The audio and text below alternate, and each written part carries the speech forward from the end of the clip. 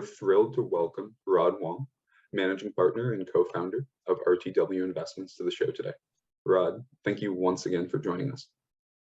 Hey, Chris, thanks for having me. Let's kick things off. Rod, would you mind sharing a brief personal intro with us? Yeah, sure. I'll give you on the personal side. So I grew up in the Midwest in this small college town called Lawrence, Kansas. It's a one high school, one college kind of town. We didn't lock our doors. You say hello to people when you pass them on the street. The things I thought about back then were, more along the lines of friends and sports than other things. Anyways, the general idea is I kind of had this wonderful, idyllic American childhood.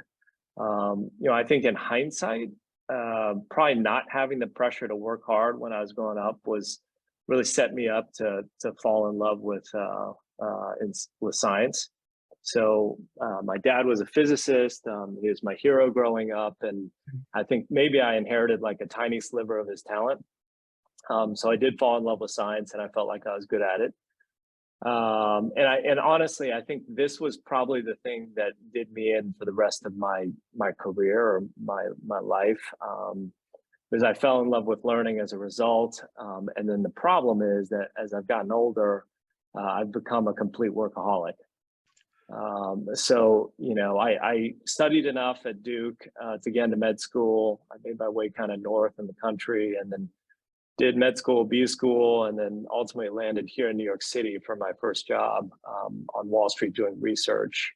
And then I kind of had a pretty linear career path. I was an associate, then an analyst, portfolio manager, and then ultimately we started this place, RTW, after the financial crisis.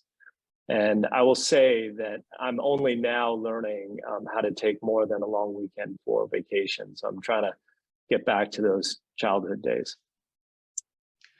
Something I think many of us, at least especially myself, can relate to in terms of being that workaholic. So thank you for sharing some of that story with us, and also talking a bit about your folks. I know for me, they were great. My parents were great inspirations in my life, and it's something that I think many of us can relate to. So before we dive deeper, in that case then, can you provide a brief intro to RTW for us? Yeah, sure. So we call ourselves, a full life cycle healthcare investment firm. And really all that means is that we span venture capital all the way to the public markets. And the way I kind of think about it is, science doesn't care what stage a company is in. And so we figure we shouldn't either. And I think, we evolved to become what we are today, thanks to maybe a couple kind of key decisions along the journey. But mostly, I would say, kind of relying on the first principles and putting then one foot in front of the other, right? So for us, I think our guiding principle has been kind of this desire to be able to support or participate in, scientific breakthroughs, irrespective of any kind of artificial constraints or what might be popular, at any given moment in time, right? So I think it sounds simple, but aspiring to do that, I think is ultimately what made us a good partner to companies in the process. There's ultimately we're a little bit better able to then often meet them where they are. And that is an admirable message. I like that phrase. Science is irrespective of the early or later stage. So let's dive in a little bit deeper. As you mentioned briefly, you completed an undergraduate degree at Duke in economics before then moving up a little bit north and simultaneously pursuing your MBA at Harvard and your MD at the University of Pennsylvania. Can you share a little bit more about your motivations at these early points in your career? We'd love to understand what brought you to that intersection of both biology and business. Yeah, I'd love to say I had some deep insights as like a young kid, but these are mostly the thoughts of a naive kid at the time. But I will tell you a couple of stories of how I kind of got to this point. So in college, I did fall in love with economics at Duke, and specifically micro in my first year. I owe a lot to this author and professor, Gregory Mankiw. He wasn't a Duke professor; he's a Harvard guy. But his textbook was the one that we used, and it had a huge impact on me. In fact, I loved it so much that I offered to TA the same course, the following year after I took it, to my professor at the time, this guy, Greg Crawford. And Professor Crawford, like any good economist, right, he couldn't turn down a free lunch when I said I'd do it for free. So I became, I think, the youngest TA in the department. But anyways, it was really just falling in love with econ, which was kind of the primary reason probably why I decided to pursue the MBA. Just seemed like the natural next step. And then, the other kind of major education that I got in the early days was very much a real world education, even though it was while I was in school. So I graduated, Duke in '99, and I was at Penn Med immediately after that. And my parents, being, big believers in personal responsibility in life, entrusted me at the time to handle my own inheritance, which my grandmother had left me to pay for my med school tuition. So what I do, of course, I promptly began trading, or really, what it really was degenerate gambling. But I did end up, for a period of time, I multiplied the money several fold. I think I was briefly, like for a day, a millionaire when I was 23 years old. And then with the bust, I round tripped most of it. In fact, by the time I graduated graduate school, I'd taken on some loans, and I also even had some credit card debt. I still remember paying off my credit card debt with my first bonus for my first job. Anyways, my big lesson from that was I swore to myself that I'd never, invest again unless I really understood what I was doing. So, despite these kinds of experiences, and in particular the investing experience, I still in school hadn't honed in on investing as a career path for whatever reason. I really only knew that I loved medical science, and that I had these financial inclinations, right? So it really, for me, took kind of going through the process that everyone goes through. Med school rotations were key. I did internships, in particular at a couple of biotech companies, to see what that was like. And then I did job interviews for honestly everything under the sun when I was in business school, before it hit me.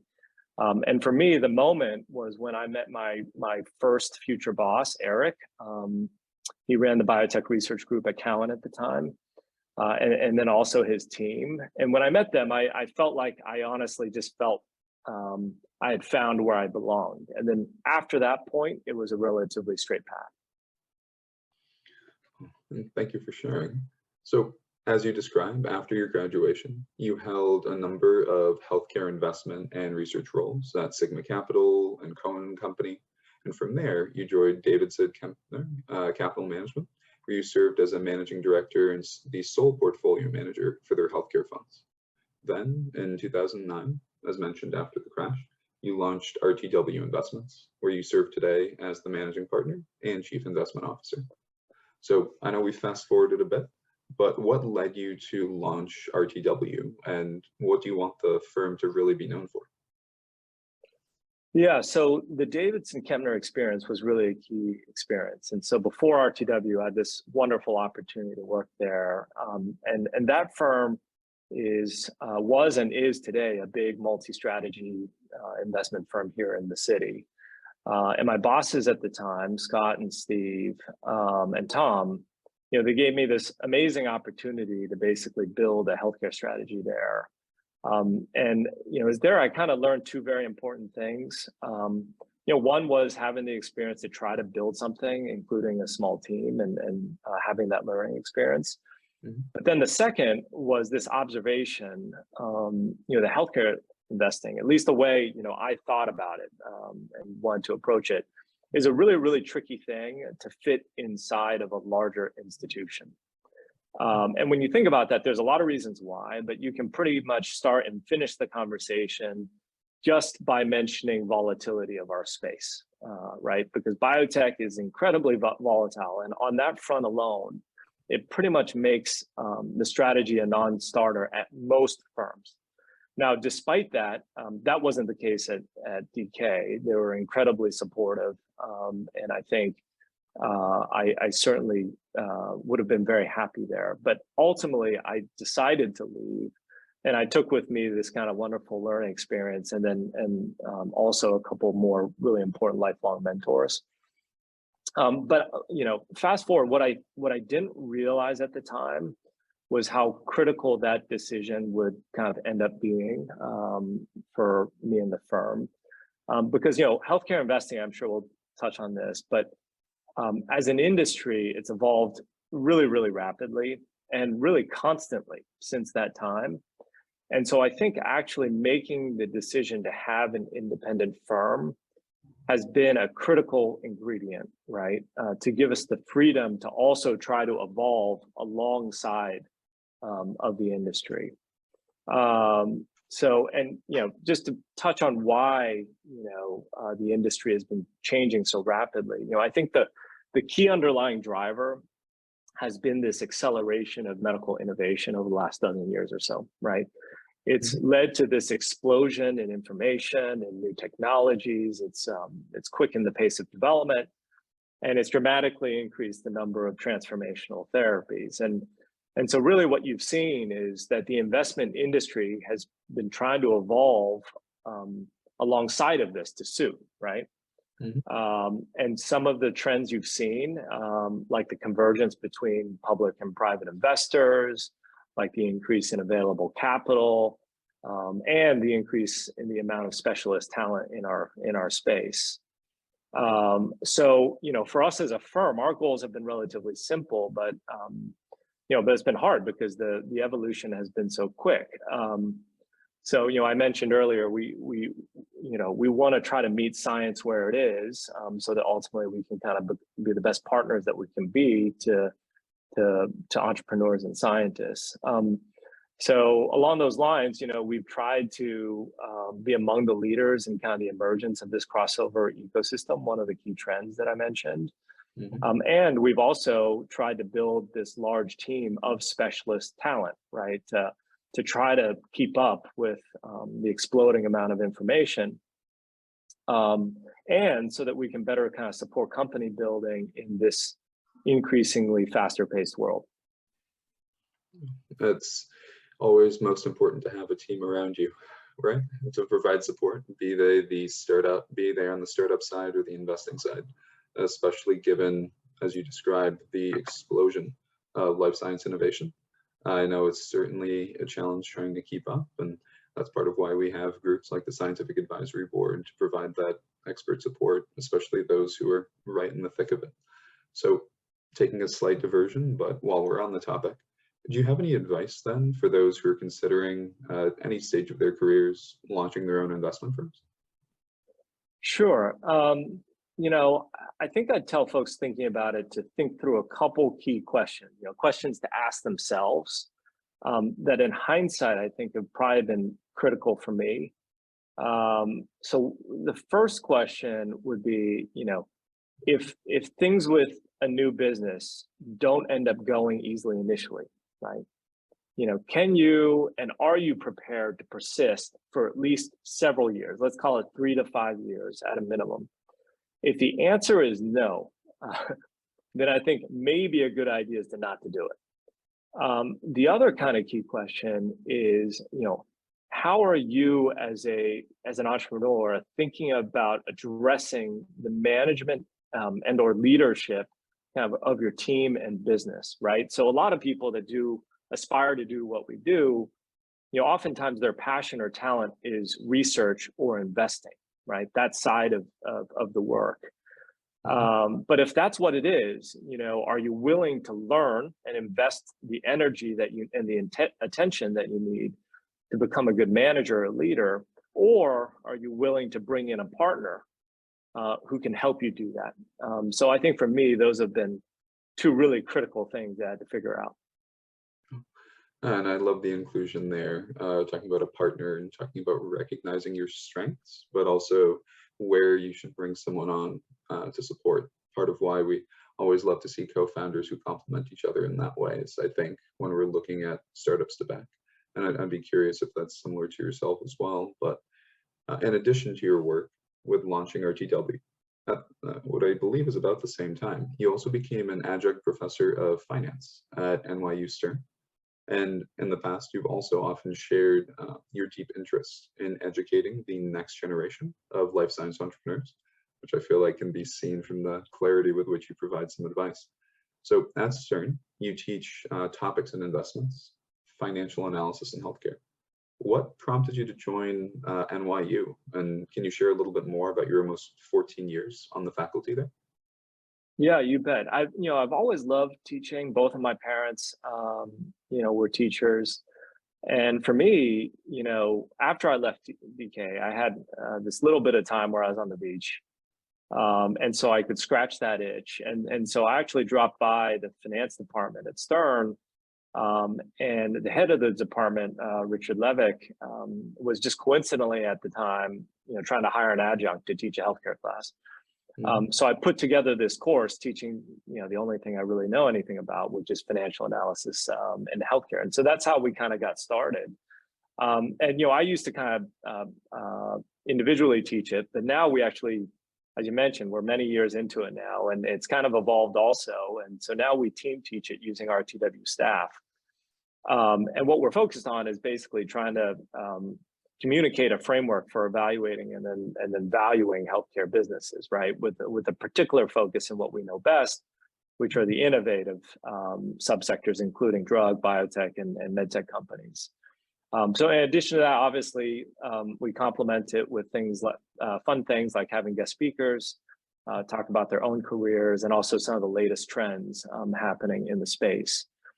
So for me, I think I get satisfaction just from the teaching, at least when we're not too busy at the firm.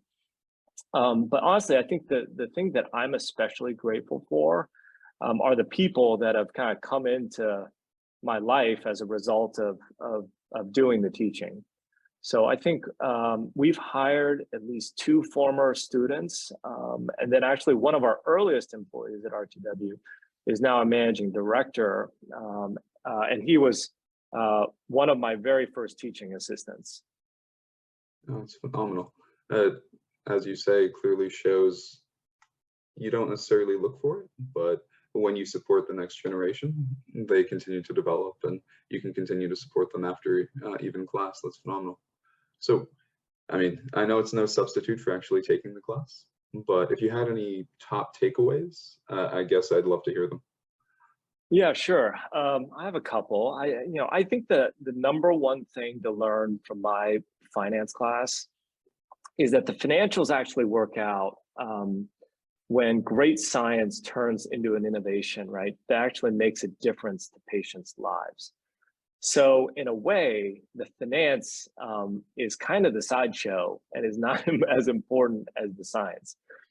Another way to put it, I think, in essence, is that if you really, someone taking my class, if you're reflecting on if you really want to work in innovative healthcare, I actually think more than the finance is having a love or a passion for the science and or the mission, right? That's actually, hopefully will be higher up on someone's list than the finance part of it. There are a couple other things I try to impress upon folks that make their way into our class. The first thing is a little bit soapboxy, so forgive me. But that is that, I think we should never take for granted how special the ecosystem is that we have in the US. This really becomes clear when you look abroad, right? There are obviously wonderful places to live all around the world, but really no other place has all of the ingredients to really foster the kind of medical innovation that we have here, right? So if we do take that for granted, one, the world will either be worse off because there will be less innovation since so much happens here in the States, or the US will lose its leadership position. And, I think COVID is just the most recent kind of example of how valuable medical innovation is to society, right? For us as Americans, getting our vaccines and drugs first, and then having the opportunity to play this role and help others around the world has been incredible, right? The last message I would mention is that I always try to make students appreciate that we are living in the golden age of medical innovation, right? not only has the cheap genome generated just an enormous number of promising therapeutic targets, but the number of new technologies we have now to pursue those targets has multiplied by our math at least threefold, right? So if there is ever a time to consider a career or a life's work doing the kind of work that we're doing, I think this is the time. Well, in that vein then, and building on that, do you have any advice for those listening who might be earlier in their careers and seeking to pursue life science entrepreneurship, that intersection of science and business that we've been talking about? Sure. Yeah, I'd say two things.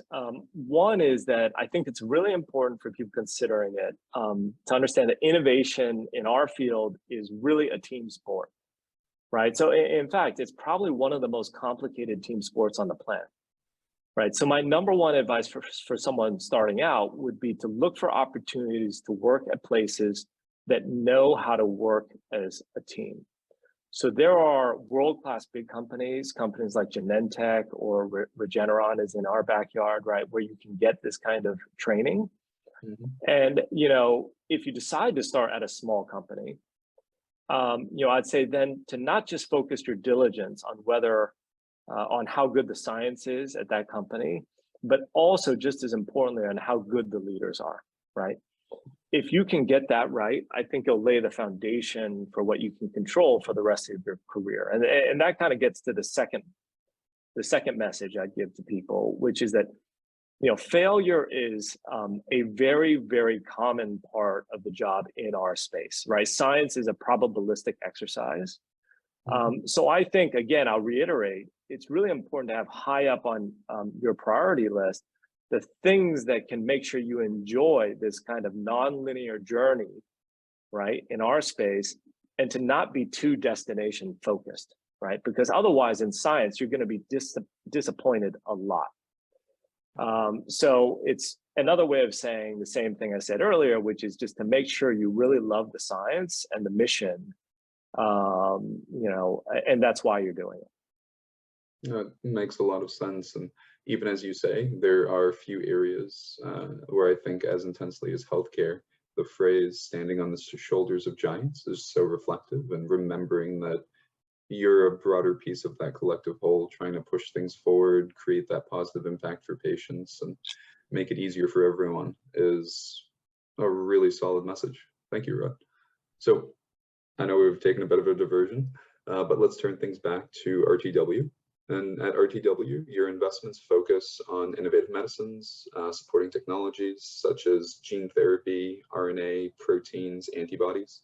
And you do this across numerous indications like cardiology, rare disease, neurology, and cancer. And among your investments include rockstar companies like Rocket Pharma and Pyxis. So we've talked about that diligence and that focus on innovative science. Given RTW invests across a number of different areas, and with that life cycle investment time horizon, can you share a little bit more about how you develop your investment theses? Yeah, sure. So we're always trying to solve two very basic things at the end of the day. The odds that something is going to work, number one. And then number two, what are the various then possible end states for an asset or for a company? And what are those different end states worth? Mm-hmm. So when you think about any given investment, getting those two questions right are going to depend on variables that differ situation to situation, right? So for example, for one product or a company, it might come down to a few key variables, like assessing a clinical trial or a regulatory situation, a patent dispute, or maybe it's something commercial like understanding the size of a treatable patient population. And how you solve these questions, it does often differ, right? Depending on the disease that you're looking at or the underlying technology that you're working with. So basically what we're trying to do is we're constantly trying to put the right expertise against these kinds of problems and then build upon our experience thinking about how to solve the questions and then iterating and refining the process, right? Now, obviously, when this is your job, there are certain things or exercises that you're going to do over and over and over again in the business. And then when you do that, you build up a sort of institutional memory and process for what works and what doesn't work in terms of how to do the analysis. So in broad strokes, that's kind of how we're approaching the work. Got it. And at least according to the website, your approach centers on 3 key pillars, talking about that iterative process where you identify those unmet needs, you invest in relationships, and then you also take a long view. So let's dive a little bit deeper then. And we've talked about this in different fashions so far, but can you describe what you look for in your diligence process? How do you think about separating the signal and the noise when you evaluate companies? Yeah, that definitely is on our website. I think it actually gets into how we like to work with entrepreneurs and companies. So even when what I described with the science checks out, and then you also see some opportunity or an unmet need, we know even then, right, the path can be long and nonlinear. So you can call it another form of diligence, diligence on who you're working with, but it's more meant to describe, that we recognize it, right, as investors, and we've seen lots of setbacks that ultimately actually lead to success, and that we understand the value, right, of persistence and learning along that path. So, I think it's actually for this reason that for us as a firm, I think of our top 10 investments at the firm life to date, 8 of them have actually resulted in successfully developed products. And so, we ultimately tend to be there for a big part of the journey. And that's a big part of kind of what we can offer to entrepreneurs, right? To the question of, how do we separate the signal and the noise? It goes back to what I was talking about earlier. If you go back to this idea that science is exploding, both across disease areas and with the emergence of multiple new technologies, it's pretty easy to conclude that success in picking the winners from the losers all starts with building this team of specialist talent, right? So if you look at our firm today, I think we have something like 22 MD and PhDs on staff. And they're not generalist MDs and PhDs, right? We have folks with different training that focus their time on different areas so that they really can be experts in their field, right? Now, I think a really important thing to understand is that in one important way, the historic structure of our industry, of the investment industry, is probably one of the biggest obstacles to success, and the biggest way in which RTW, I think, as a firm, is different than many other firms. So our industry, when I say our industry, I mean the investment industry, is one that has historically celebrated kind of the emergence of individual talent. So when you think about it, most firms are set up to train and select for that, right? But just like we talked about how developing a transformational therapy is a team sport, it then makes a lot of sense that the analysis and support of those companies should also be a team sport, right? So that's the context that we're working within. And so we've essentially tried to redefine what was historically an individual sport and turn it into a team sport. Now, of course, you still need some of the best athletes that you can find, but those great athletes also have to learn to work together to ultimately be successful. So anyways, so if you believe all that, and if you appreciate it, then the rest of it kind of flows from that. We try to rigorously follow and study the science, and then we try to put the right expertise, as I mentioned, against the right problems as a team. And ultimately what we're hunting for are those things where that signal to noise ratio is actually very, very large, right? When you study, I think, what has made us successful over the last dozen years or so, at the end of the day, what it looks like is identifying a important transformational product very, very early in the life cycle, and then being there for a big part of the journey over a several year period of time. So when you can do that, that tends to create a tremendous amount of value. But that signal to noise ratio that you talked about is very, very big, right? Now, I'll mention one other key way that I do think we are different than some other firms, and that is actually after the investment decision is made.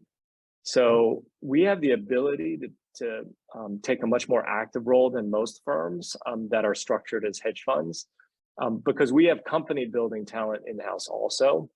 So having kind of great executives on board has been key for us to give us the flexibility to work with companies in, oftentimes creative and non-traditional ways that you would normally think of associated with an investment firm. So is that part of the original thesis where you have both the public investing, but also on the venture side, so you can begin early and really join the company throughout its life cycle? Yeah, I wouldn't say it was part of the original thesis. I'm not that smart. But it was a direct consequence of the original mission and principle, right? Which is that science doesn't care. And so then it's about meeting entrepreneurs where they are. And if sometimes that place is when they are private, or actually even when the project is sitting in an academic institution, then it follows that you need to build those things to be able to meet the science where it is. Interesting. So then let's talk about meeting the science where it is. Do you have recommendations for entrepreneurs or companies trying to reach out to RTW? Yeah, honestly, I'm just kind of grateful to be a part of this ecosystem and to be a place that entrepreneurs, have come to want to work with. And we are very fortunate that we do have scientists and entrepreneurs reaching out to us from all over the world these days. If I had to think of one piece of advice that might apply to some proportion of especially first-time entrepreneurs, it would probably be this one message. It's really, really important for entrepreneurs to be open and transparent with any kind of professional investment firm. And I mentioned this because, especially first-time entrepreneurs, they can be understandably very nervous about sharing what they've created, right? Because it's their life's work and their passion. But what I always try to say to try to put them at ease is that, as you can imagine, our industry wouldn't have been very successful if people in our business didn't have the utmost respect, right, for people's innovations and their confidential information. And more than that, there are very mature mechanisms in place to protect the valuable things that entrepreneurs have come up with.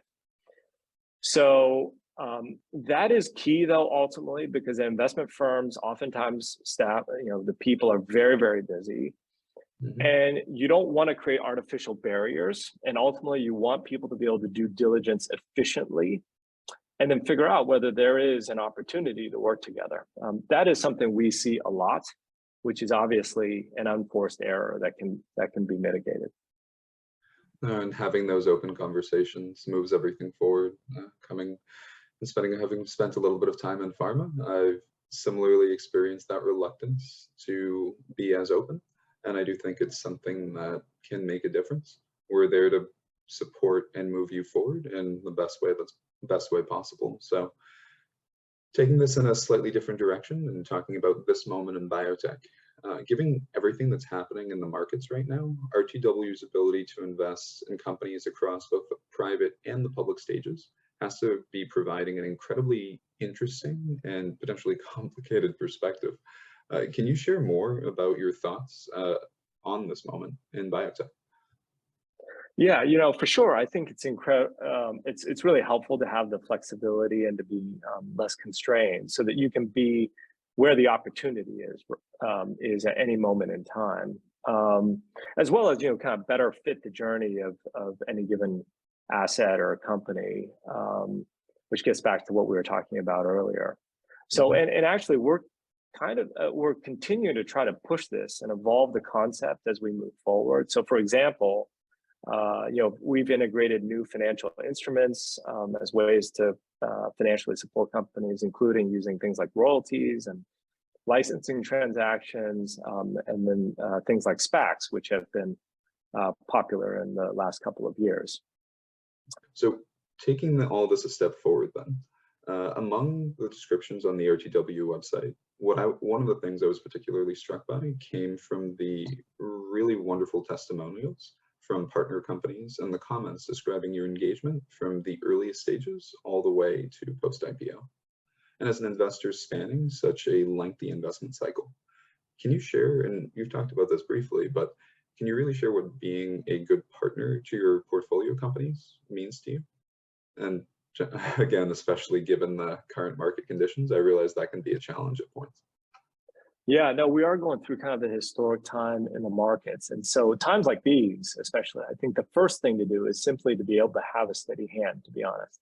And it's easy to say, but very hard to do because, firms are going through a lot of challenges. But even in normal times, right, setbacks in our space really can be very dramatic. And as I mentioned earlier, the sector itself has just enormous volatility in general. But if you can do that, then you also have the foundation to do more with companies.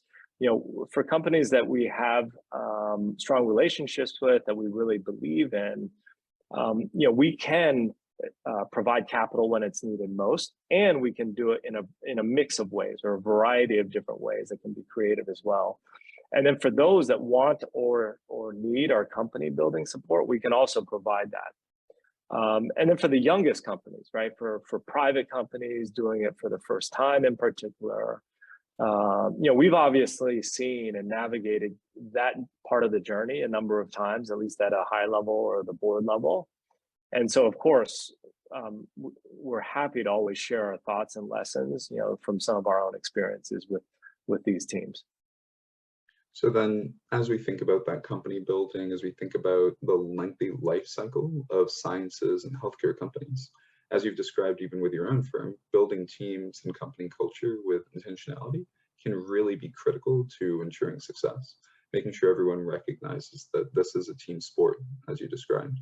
So given RTW's investment cycle, given the way you support companies, I'd love to learn, how do you think about supporting interdisciplinary teams and building long-lasting and intentional company culture? Yeah, it's a really, really important question, probably one that doesn't get asked enough.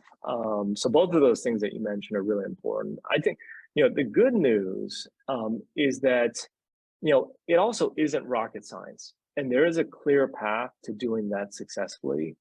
And honestly, I think the number one reason why some companies have poor culture or values or don't work well together in teams is frankly because they ignore it, right? They don't pay it the attention it deserves like they do the science.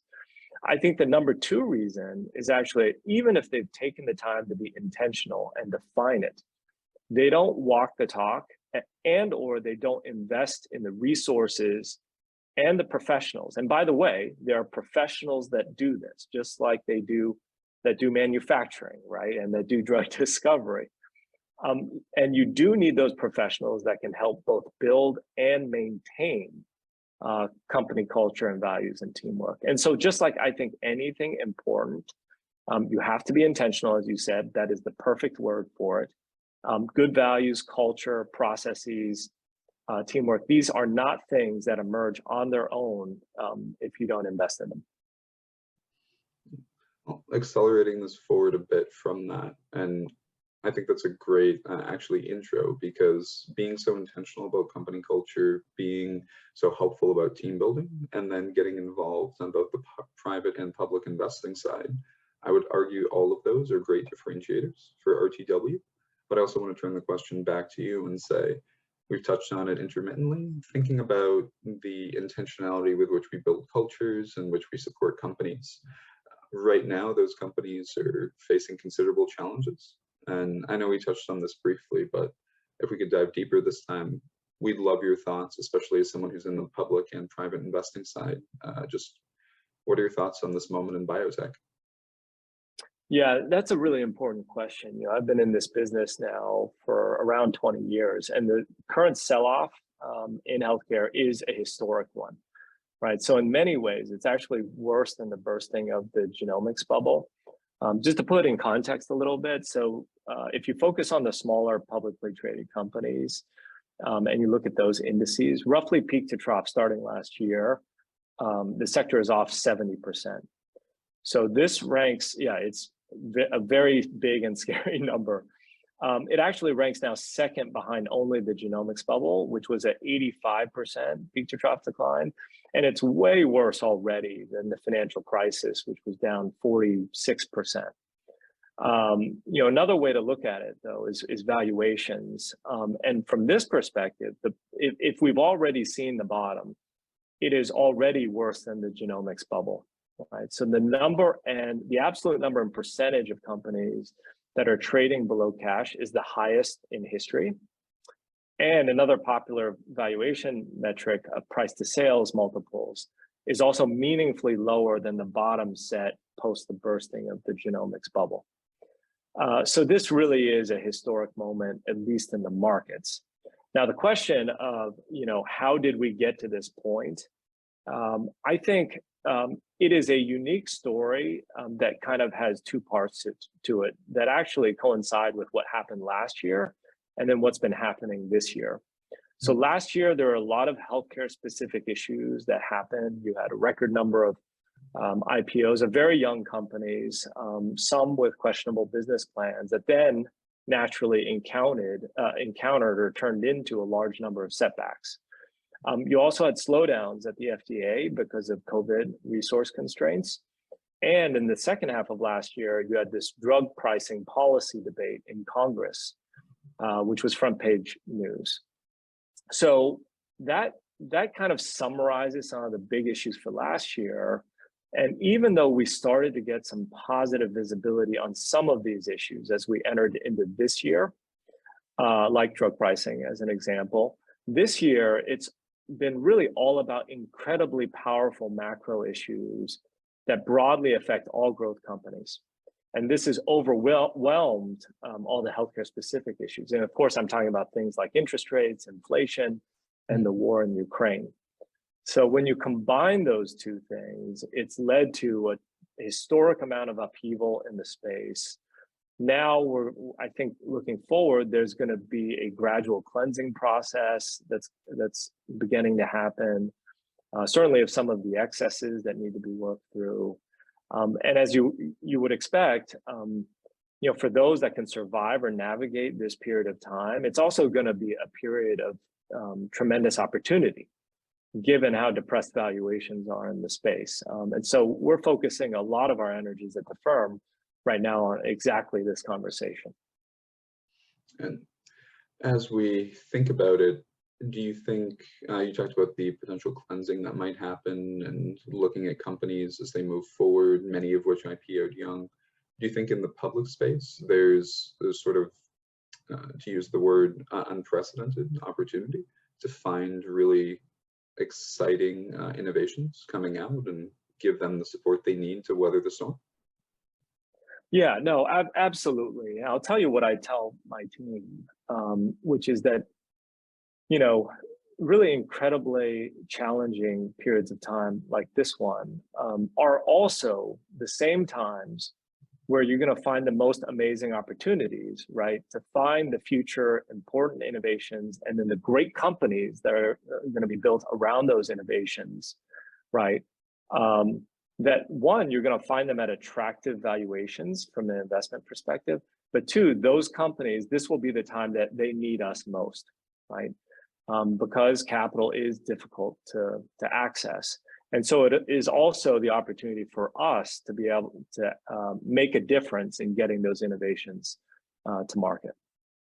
And speaking of making a difference, RTW, in addition to its investment arms, also has a charitable foundation through which you provide grants to power rare disease research, medical innovation, and humanitarian collaborations. Can you tell us a little bit more about the foundation, your vision, goals, or maybe for anyone listening, specific calls for proposals? Sure. So the foundation has really three main pillars of its work. The first is in rare disease research, where we're focused really on academic projects trying to advance or develop therapeutics for rare and ultra rare diseases. That's number one. Number two, we're focused on policy and education, both for rare disease as well as more broadly focused on promoting the importance of innovation. And then finally, we're focused on really being a good member of our community and trying to support both our local New York City community and then beyond. And here we're focused mainly on funding health-based initiatives. And then, so, the way we're structured is that we do run regular grant cycles. There's multiple every year, both research and humanitarian grant cycles. We definitely encourage people to go to our website to get more information and then apply. I will mention one, our newest program that we're in the middle of launching now, and it is a bit bold, but it's also kind of the natural extension of the academic research grant work that I mentioned. And this is that we're aiming to build our own nonprofit drug development institute that's dedicated to trying to get ultra rare disease patients the therapies that they deserve. So a lot of those kinds of therapies would not be able to get industry funding because the commercial opportunities aren't big enough. So our founding program is actually trying to develop a gene therapy to treat an ultra rare disease called Christensen syndrome. And this is, a disease that affects the central nervous system in infants, and it's a terrible, terrible disease. We're partnering with academics, Stefan Pulst at University of Utah, Eric Morrow at Brown, as well as the patient or family support group, the Christensen Syndrome Association. So to make all of this possible, the Research Institute is in the process of becoming a public charity. And so we will be raising outside funds for the first time to complement the resources that we put in ourselves. It's phenomenal to hear. And it's been really great to see the focus rare disease has been getting lately, especially with things like the launch of Vibe and the opportunities to extend the bounds beyond just the large commercial opportunities to help the patients who really need it most. So as we come to a close, a few rapid fire questions then to cap things off. From the beginning of your career, you've had a very future forward investment perspective, looking at that innovation in science. We'd love to hear, seeing everything you do, what are you most excited by today? What are you hoping will come next? Yeah, so I'm not trying to not give you a non-answer, but honestly, I think the next cycle of the most exciting tech is persisting on the current cycle of tech, right? So if you think about the number of new modalities that have hit the scene, gene therapy, cell therapy, bispecifics, ADCs, protein degraders, gene editing, RNA, it is a very long list. And the issue is that now we're getting past a lot of the initial kind of proof of concept data and first successes, and we're approaching the phase of most all new techs where we're in the growing pains phase. Whether it's safety issues that have popped up, manufacturing challenges, or regulatory standards, creation, those kinds of things. So I honestly think if we don't get a single new technology from the ones I've listed over the next 1 to 2 decades, and if we just continue to refine from that list and make them safer, more efficacious, I think we're gonna have more tools to work from that'll generate more drugs than we've seen in the last half century.